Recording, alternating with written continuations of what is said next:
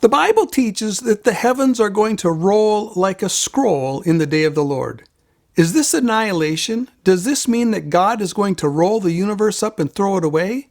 Or is this renovation, that God is going to change and cleanse the heavens and the earth? If you want clarification on this matter, stay tuned.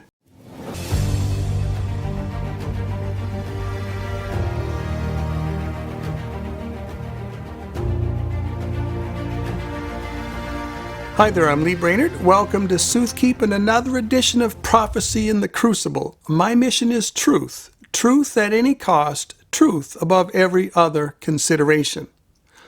Today we're examining the fact that the heavens are going to roll like a scroll in the day of the Lord. And we're going to start by examining the two passages that mention this phenomenon. The first one is Isaiah 34:4.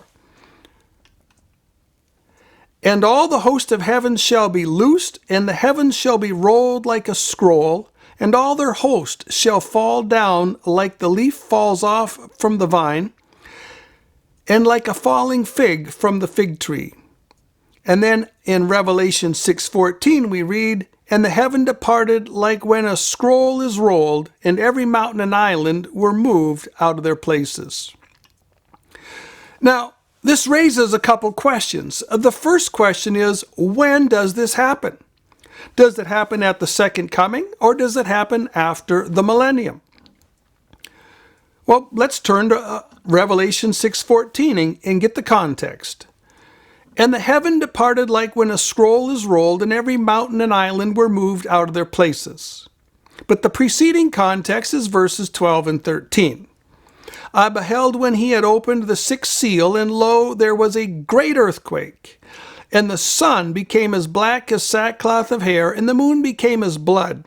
And the stars of heaven fell unto the earth, even as a fig tree casteth her untimely figs, when she is shaken of a mighty wind. Notice that these signs in the heavens that involve the sun and the moon and the stars occur at the very same time that the heavens roll like a scroll. But this is a clue that's going to be very easy to follow through in the scriptures. So let's go look at other passages that mention these signs in the heavens. Let's start with Matthew 24, verses 29 and 30. Immediately after the tribulation of those days, the sun will be darkened, and the moon will not give its light. The stars will fall from heaven, and the powers, that is, the planets of the heavens, will be shaken, and they shall see the Son of Man coming in the clouds. So when do these signs in the heavens appear? They appear after the tribulation and at the second coming. The next passage we're going to look at is Joel chapter 3, verses 9 through 16, and I'm going to kind of jump through this passage. Let the heathen, we're going to skip a bit, come up to the valley of Jehoshaphat, and we'll skip a little bit. Come on down, for the press is full, the vats overflow, skip a little bit more. Multitudes, multitudes in the valley of cutting off, for the day of the Lord is near in the valley of cutting off. The sun and the moon shall be darkened, and the stars shall withdraw their shining. Skip a little bit more. The heavens and the earth shall shake. So when do these signs occur? These signs occur when the nations are gathered for Armageddon. Again, we're at the second coming. Let's go to Joel chapter 2, verses 1 through 11.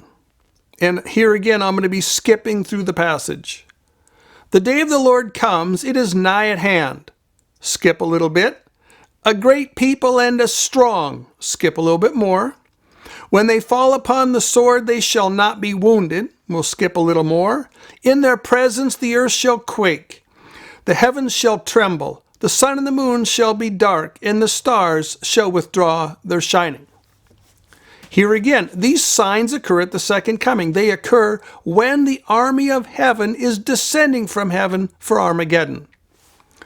So in conclusion, these three parallel passages indicate that these signs happen at the second coming.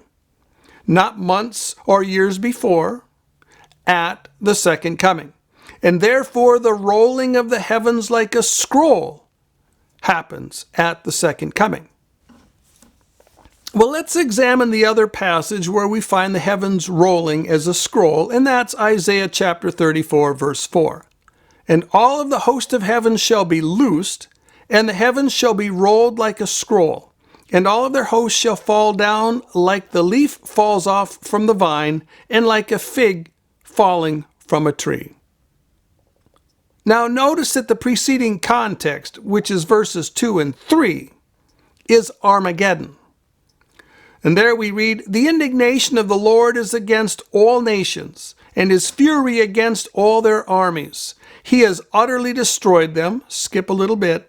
"The mountains shall be melted with their blood." So we have this heavens rolling like a scroll passage is also associated with Armageddon, or the second coming.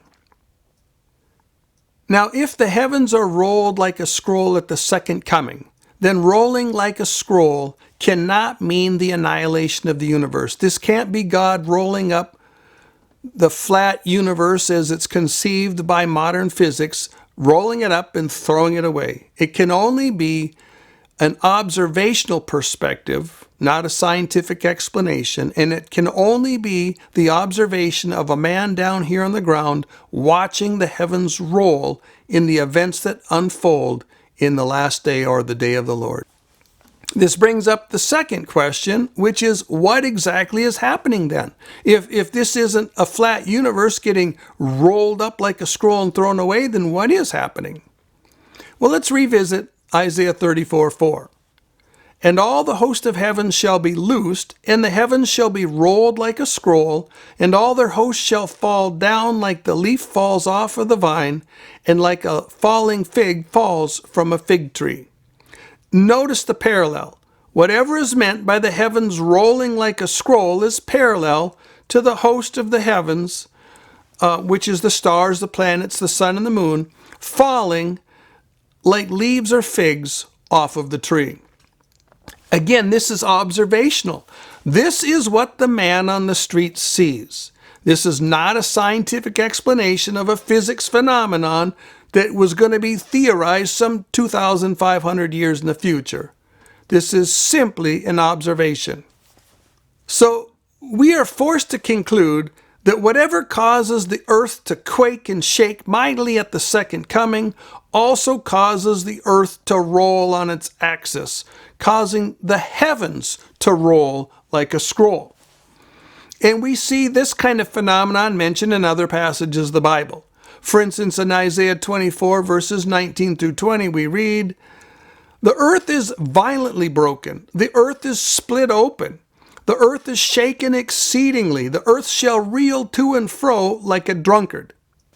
Split open implies, at least in my estimation, that the earth is going to be cracked open, and the waters that came out the last time they were cracked open are going to go back in the bowels of the earth. And this is where the ocean basins are going to go, most of that water anyway.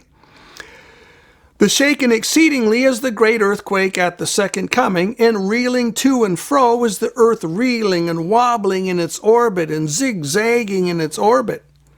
It's going to be a wild phenomenon, and this is really what's going to cause the great earthquake. This is what's going to cause the heavens to roll. It's going to be terrifying for anybody on the surface of the earth watching this unfold. Now, we don't know for absolute certain whether God is going to use a second cause like one of the planets, or whether he's going to grab this globe in his bare hand. But one way or the other, the earth is going to roll and wobble and weave, and it's going to cause a massive earthquake, and it's going to cause the stars in the heavens to roll like a scroll. So in conclusion, I trust that you have a better feeling now for the meaning of the heavens rolling like a scroll. And may this lesson be an example for paying attention to the context and for paying attention to parallel passages. May the Lord bless you mightily as you seek to investigate what he has to say in the Bible about the future of mankind and the future of this planet.